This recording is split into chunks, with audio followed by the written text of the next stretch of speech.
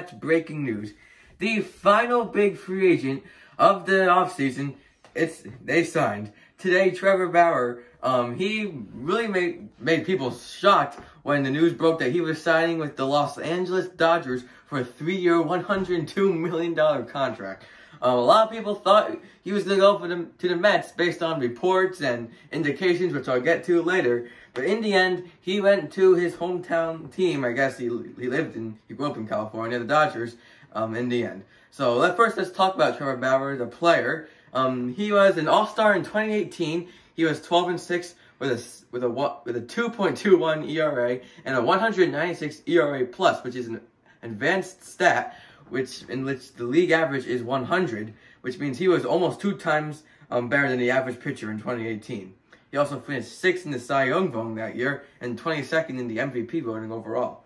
In 2020, he won the Cy Young with a 5-4 season with a 1.73 ERA. He was dominant last year, of 2.76 ERA plus, which is way more than 2 times better than the average pitcher. He also finished 10th in the MVP voting. So Trevor Bauer is, of course, coming off a career season going into next year with the Dodgers. But you also have to bring up the fact that from 2014 to 2017, he averaged about a 4.30 ERA. So he wasn't always a dominant pitcher, kind of inconsistent in that sense. Also in 2019, he spent time with both the Indians and the Reds. Fairly solid with the Indians. It did not work out for the first couple months with the Reds until last year's Cy Young season. So where do I think Trevor Bauer is? He's definitely not going to get a 1.73 ERA this year. But I don't think he's going to be a 4 ERA guy. Probably a 3 ERA guy, 2 at best. But I don't think he's that level of a Cy Young pitcher every single year. But I think his 4 ERA days are over, hence why the Dodgers gave him that kind of money. So in terms of his free agency, he is the top starter on the market, which means he was going to get paid.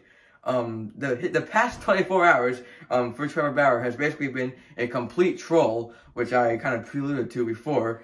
All indications, you had false reports, you had these things on Trevor Bauer's website, you saw the Mets hat, you saw the Dodgers hat. There was just a whole bunch of things that made it seem like he had made a decision, but then it just went the other way, back and forth. But a lot of times it went back to the Mets. Then all of a sudden, I believe it was John Heyman who was the first to report that he was going to the Dodgers for record money, which I'll talk about in a minute. And of course, as a Mets fan, and I wanted Bauer after they did not get Springer. I wanted Bauer. Not the end of the world that they did not get him, but I still wanted him. And I think he made a lot of Mets fans mad the way he did it. And the fact that he is not going to the Mets and he potentially used the Mets to get more money from the Dodgers, a place that he potentially wanted to go all along.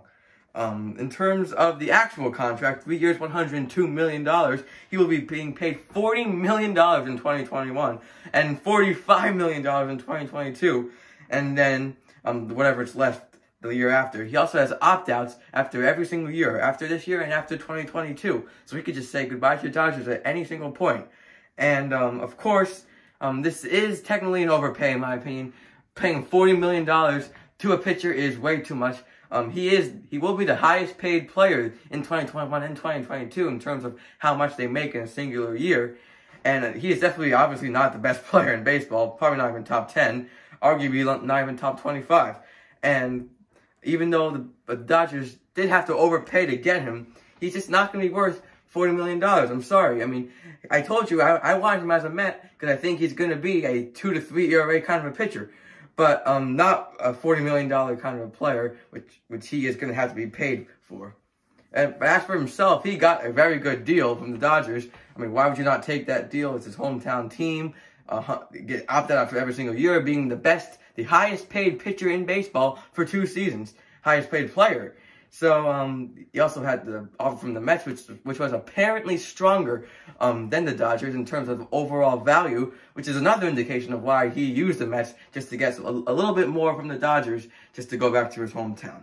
So as for the Dodgers, the long-term outlook for them this year, they continue to get better. The World Series champions, they just continue to get better, adding Bauer to that rotation of already Walker Buehler, Clayton Kershaw, David Price, Dustin May. It's a crazy good rotation, arguably the best in baseball.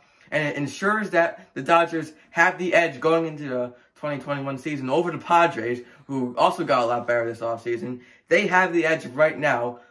Solid, at least 5-game difference between the two teams. It'll be very impressive if the Padres can take the Dodgers over. I don't think that'll happen.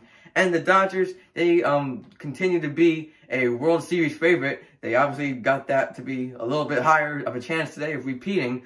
So they will have a very good chance of winning the World Series next year with Bauer. They'll be a favorite. Wow. So that's all for Patch Stats today. A lot happened today. A lot of confusing stuff with the trolling. Kind of made me mad as a Mets fan, but you can't win them all.